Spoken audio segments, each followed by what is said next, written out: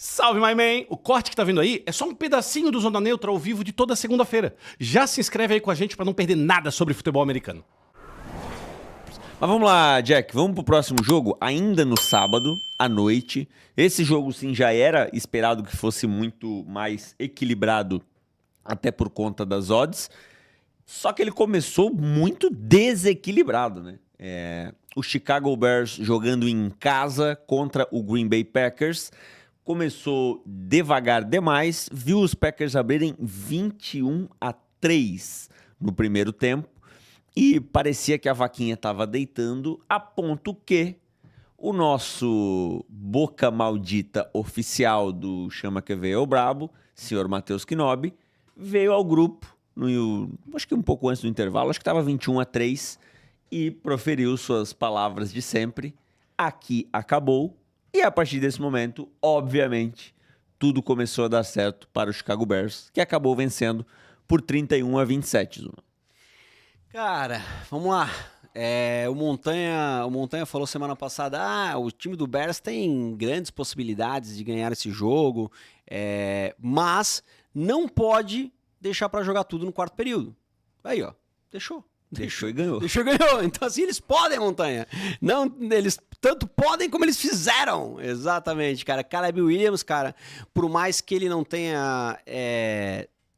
Assim, não dá pra dizer que ele botou nas costas e ganhou o jogo, mas ele... Em certo momento botou, né? Não, mas assim, tipo, o time do Bears teve bastante nomes ali, né, que colaboraram com isso, inclusive, né, a defesa também segurando o time do Packers no segundo tempo. Mas o ponto é o seguinte, cara, o Caleb Williams, ele tem a confiança necessária para dizer assim, deixa comigo. Ele tem um molho. Ele tem um molho, isso aí. Eu acho que esse é o ponto, ele tem um molho. E aí, cara, quando tu tem um quarterback desse, quando tu tem um head coach que nem o Ben Johnson, que na minha visão não precisava ter chamado aquela quarta para 4, quarta para 2 no campo de ataque ainda no começo do jogo, mas tudo bem, é o Ben Johnson, segue as suas convicções, mas eu acho que as convicções podem ser revistas dependendo de onde você tá, né? E ali ele deu a opção pro Packers ali estender um pouco mais o placar. 4-5 na própria linha de 32. Cara, eu acho que é exagero, saca? Do Ben Johnson, mas ok, tá lá, ele também é primeiro ano como head coach, né? Esse é um ponto interessante. Trazer aqui uns pontos sobre esse time do Packers, cara. Entre os wide receivers, que são vários, né? A gente tem o Watson, o Reed, o Doubs. Cara, sem dúvida nenhuma, o Watson é o melhor deles, né? Tanto é que num dos touchdowns do Packers, o primeiro deles é do Watson. Aí depois o Caleb ele é interceptado de forma medonha. Ele faz um passe, cara, não tinha ninguém lá. Então... Sobre isso tem um ponto. Parece que é medonho por causa do Caleb, né? A princípio. Então, a grande questão é a seguinte. Tem um erro de comunicação ali. Tem um erro. Ele fica puto com o Luther Burden na hora. Dá pra ver que ele faz os gestos até. E eu vi um vídeo no Twitter que quem retweetou e comentou foi o Pedro Pinto, nosso amigo, comentarista da GTV, dizendo justamente isso, que a rota do Luther Burden naquela hora ali deveria ser uma dagger, né? Ou seja, ele deveria ter cortado para dentro. Para dentro, exatamente. Então houve a falta de comunicação e a bola acaba indo sem o corte do Luther Burden no colo do jogador do Green Bay Packers, que fez besteira também, né? Isso, e aí, cara, a questão é a seguinte, onde que tá esse erro de comunicação, né? Se foi na chamada da jogada, quem não entendeu? Foi o Luther Burden ou foi o Caleb que falou uma coisa e pensou outra? O ponto é que geralmente vai cair nas costas do wide receiver, porque na teoria o quarterback sabe o que ele tá chamando, né? Então muito provavelmente pode botar na culpa do Luther Burden. O ponto é que ela foi medonha, né? Só que para sorte, entre aspas, do Chicago Bears, foi uma interceptação. Porque era uma quarta descida, quase acho que no meio do campo, ou talvez até um pouco no campo de defesa, a gente pode checar aqui exatamente a jarda. E se o jogador do Green Bay Packers só deixa essa bola cair, ele ia começar lá do meio do campo, né? Ia entregar a posição de campo para o seu ataque lá do meio do campo. Como ele faz essa interceptação, ele acaba perdendo ali 20 e poucas jardas. Então foi uma interceptação burra do jogador do Green Bay Packers, que acabou ajudando o Chicago Bears. O time do Packers volta, vai ao ataque, chega na red zone novamente, Lucas, e aí por que eu digo que o Watson é o melhor wide receiver do Green Bay Packers? Porque a linha Watson e Reed do lado esquerdo, 3 marcadores para 2 jogadores, certo? Quando sai o snap, o Watson corre para o fundo da endzone e 2 caras corre para o fundo do campo, eles não estão na endzone, corre para o fundo do campo, os 2 caras seguem marcando ele e um fica mano a mano com o Reed. Aí, cara, o Reed abre, consegue ali a separação e faz o touchdown. Bota o time do Packers em 21-3. Né? E literalmente, cara, 21-3 no intervalo? Playoff? Eu acho que esse foi o segundo, né? O terceiro eu acho que foi o do Dobbs, que vale a gente falar também, que foi aquele que teve o fumble. Desculpa, esse foi o do Reed, foi o segundo. E aí o do Dobbs foi o terceiro, que foi massa, né, velho? O Watson, ele tenta fazer jogada, ele toma um tackle já na linha da endzone e ele cai, a bola cai dentro da endzone, o time do Packers mesmo pega. O Dobbs, próprio Dobbs. Isso, mas não vale o TD. Não vale, porque é a mesma situação de quando a gente tá dentro dos 2 minutos finais ou quando é uma tentativa de 2 pontos.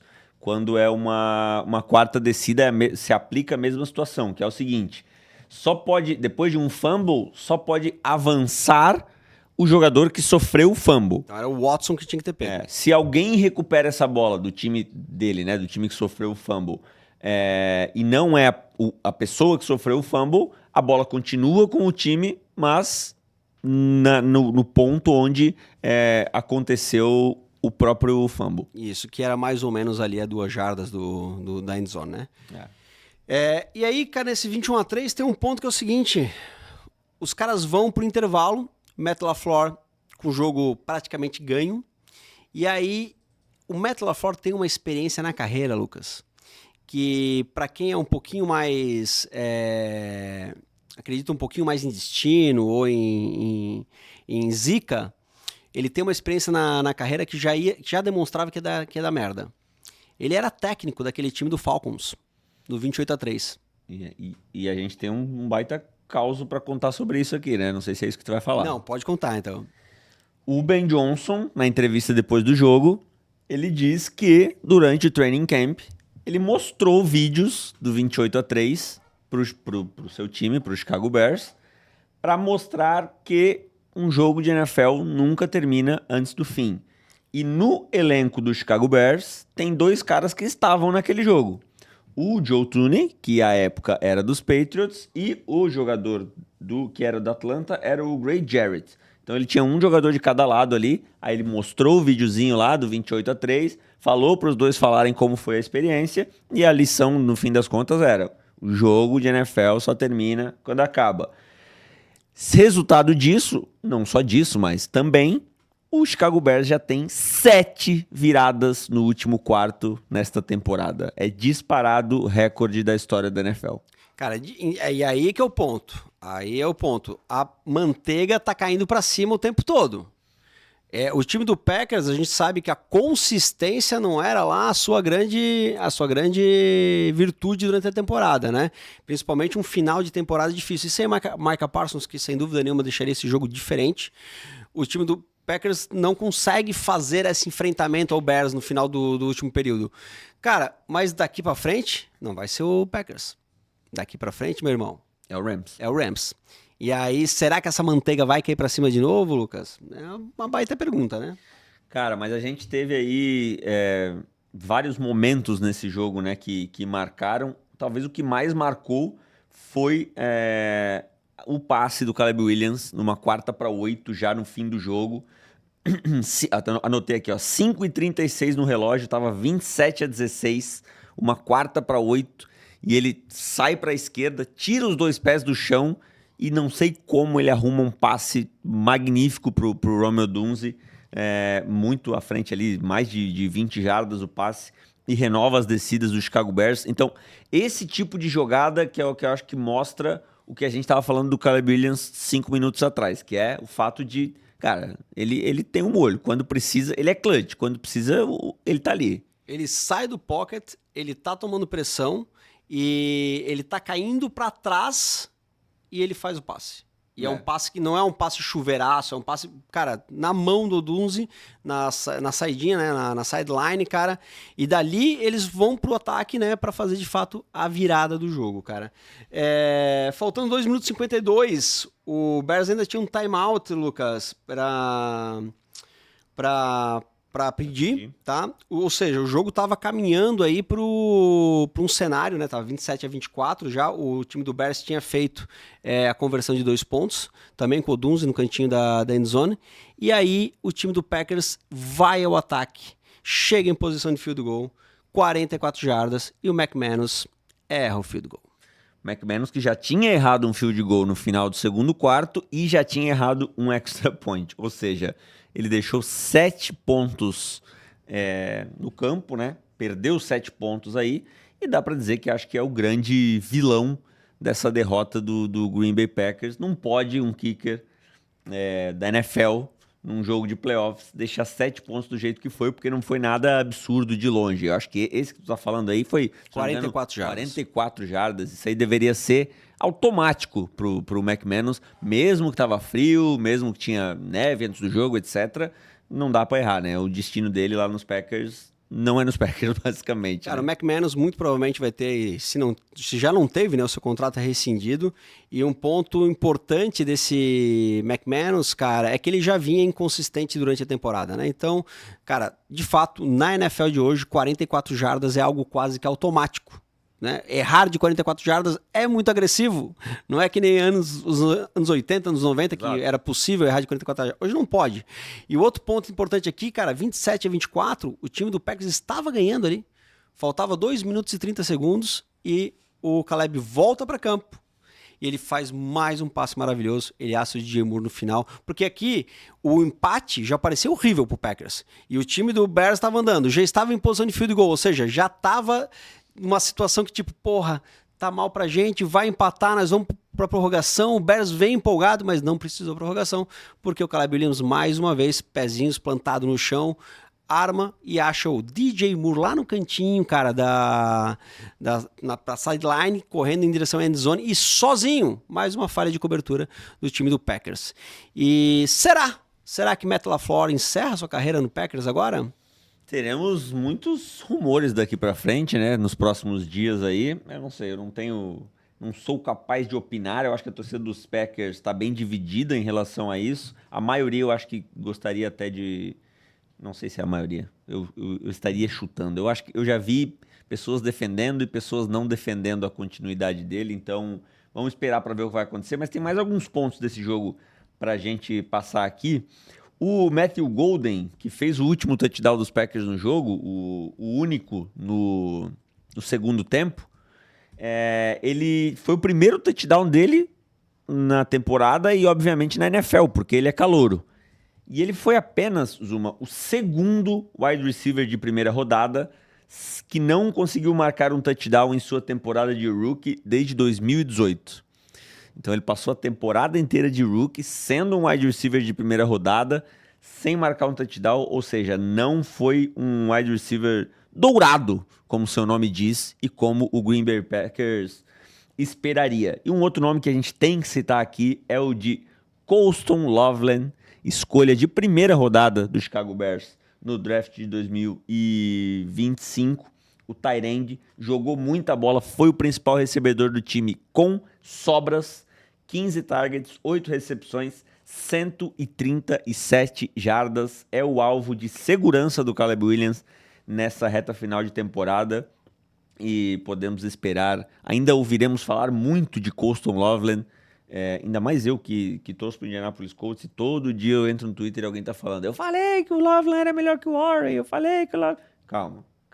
O Warren começou bem, teve uma queda por causa do que o time inteiro teve, mas essa briga aí ainda vai ter vários capítulos. Mas é uma discussão também que não leva a lugar nenhum, porque o Colts não teria a possibilidade de draftar o Loveland, porque ele saiu antes.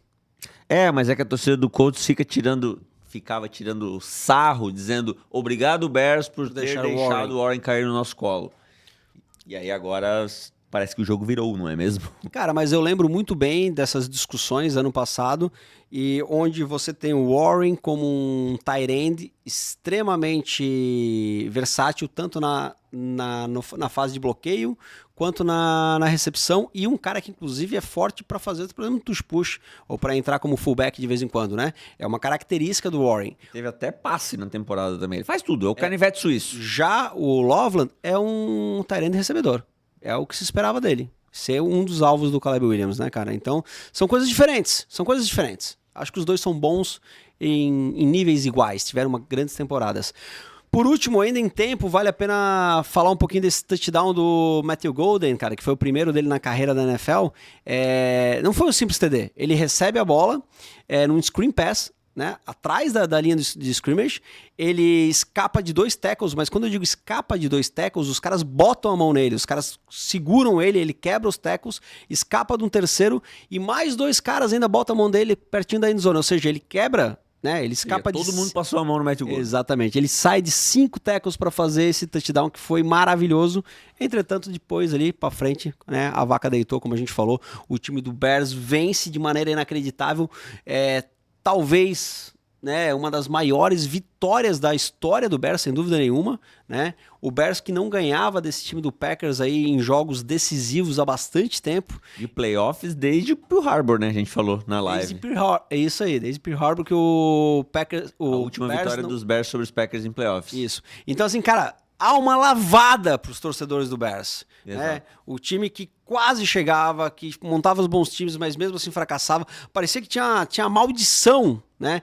Tanto que quando tá 21-3, tu olha a torcida do Bears lá no Soldier Field, cara, eles estão a cara da derrota. Não é possível, de novo. A cara da derrota, velho. E aí no final tá todo mundo com aquele chapeuzinho maravilhoso de ralador de queijo, né? Que é uma provocação ao time do Packers, que é o Wisconsin é o estado do queijo, né? Por isso que os torcedores do Packers usam um queijo na cabeça, que temos um aqui atrás, inclusive, né? E os torcedores do Bears estão usando agora raladores na cabeça. Inclusive, sensacional o vídeo depois do jogo é o Caleb Williams, o Colston Loveland e mais um jogador, o terceiro que eu não vou lembrar agora, na TV ao vivo, ralando queijo. Ralando queijo com a cara de tipo, conseguimos, é isso aí. Um outro vídeo também sensacional que você tem que procurar aí é o do Ben Johnson depois do jogo, né? Entregando as bolas. Entregando as bolas é foda. Entregando as game balls lá pro Caleb Williams, pro Loveland, enfim. E aí ele começa o vídeo falando: é isso aí, eu odeio os Packers. Nós temos que ganhar deles, eu odeio os Packers. Tipo assim, a rivalidade voltando de fato. Tanto é que antes do jogo já eles estavam brigando dentro do campo, né? Tava um climinha gostoso de Libertadores. E também mandar um abraço pro nosso amigo Patrick Duton, que estava lá, né? Estava dentro do gramado, convidado por Cairo Santos. Gravou com o Cairo Santos rapidamente lá antes do jogo também. E depois gravou um vídeo dizendo que, até pedindo desculpas, falando: gostaria de ter feito mais conteúdo, mas eu não sabia que era tão difícil filmar com menos 12. O Cairo Santos, que foi muito importante, cara. O Ben Johnson, cara, quando o jogo tava 21-3 e o time do Bears volta pro segundo tempo, porra, isso aqui passou batido, tá, Lucas? Eu queria comentar isso. O time do Bears volta, tá 21-3, ainda no primeiro tempo, o Cairo Santos, o time do Bears chega numa posição, uma quarta descida, e tu precisa chutar aquela bola, né? Qual que é o ponto, cara? Chutar 3 pontos talvez não te salvava mais nada ali.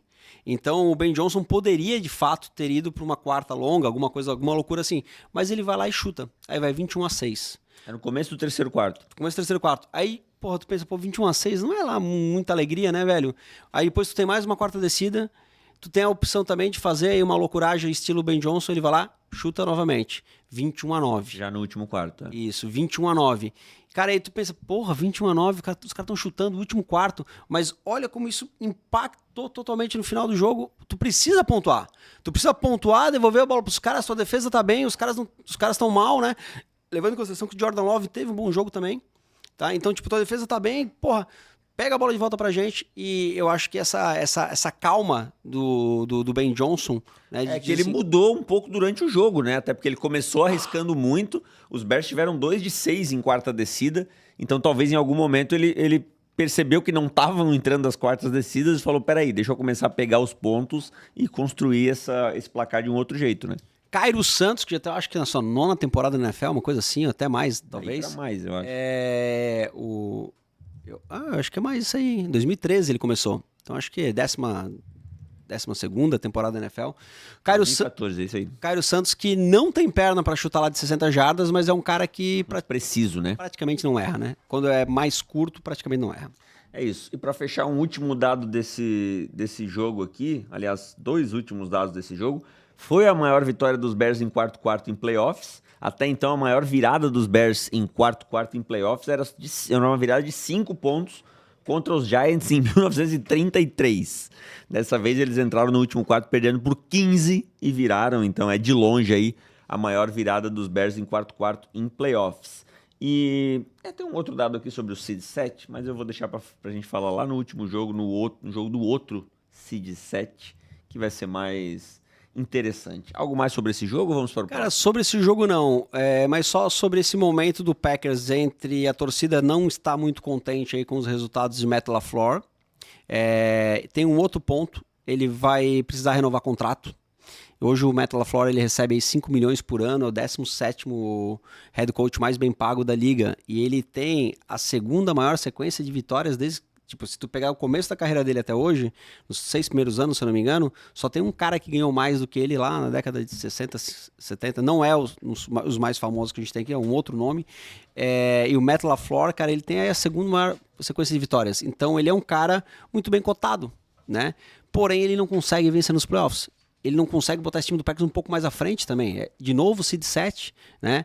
E aí ele está ele está contestado, mas não é só por isso, porque ele precisa renovar o contrato também. E aí o Packers não vai querer dar o caminhão de dinheiro que ele quer. Ele quer receber na casa dos seus 20 milhões, né? Que seria o salário do Andy Reid, um pouco menos do que isso, mas ser um dos caras mais bem pagos. Então há um imbróglio nessa renovação de contrato aí do Matt LaFleur. E tem um outro ponto que é o seguinte: o Miami Dolphins, o grandiosíssimo Miami Dolphins, contratou o vice-presidente de pessoal, né? A tradução seria mais ou menos isso, que é o VP de Player, que se chama na NFL, que é um cara que trabalha junto com o General Manager para organizar a estrutura, o elenco, os times, liderar os scoutings, olhar para o draft. Esse cara, o Eric John Sullivan, ou John Eric Sullivan, deixa eu ver se eu... Sullivan é tipo do desenho lá, o bonequinho azul. É o John Eric Sullivan. Esse cara será o novo General Manager do Dolphins. E aí você começa a criar tudo quanto é possível boato. Do fato dele levar o Matt LaFleur para Miami, ou que ele tem uma aproximação com o John Harbaugh. Os caras começam a achar um monte de coisa, né? Mas o fato é que o time do Packers perde um cara importante aí na sua organização que trabalhava junto com o General Manager do Packers. No momento em que sobe a plaquinha aqui nos estúdios Zona Neutra, temos substituição. O nosso querido Jack deixa a operação e agora quem assume a operação é o nosso querido João. Seja bem-vindo, João, a este programa. E aproveitar para registrar também aqui um superchat. Opa, muito obrigado. Do William Rice, nosso querido William Arroz, que diz: boa tarde, senhores. Orgulhoso do meu Panthers, caímos atirando. Agora é arrumar a casa para ano que vem e pau na máquina, como diria Neymar. Go Panthers. É isso aí, William. Não sei que horas você chegou no programa, mas falamos basicamente isso ainda há pouco. Então, depois você pode voltar aí na live e ver toda a nossa análise sobre esse jogo em que os Panthers fizeram um jogo duro aí pra cima do Los Angeles Rams, no momento em que João Marcelo Pinto sorteia mais 5 assinaturas. Mais uma vez, obrigado. Valeu, João. João Marcelo Pinto. Gostou desse corte? Pô, então te inscreve no canal e derrete esse botão de like. Aqui é Zona Neutra, futebol americano sem complicação o ano inteiro. Tamo junto.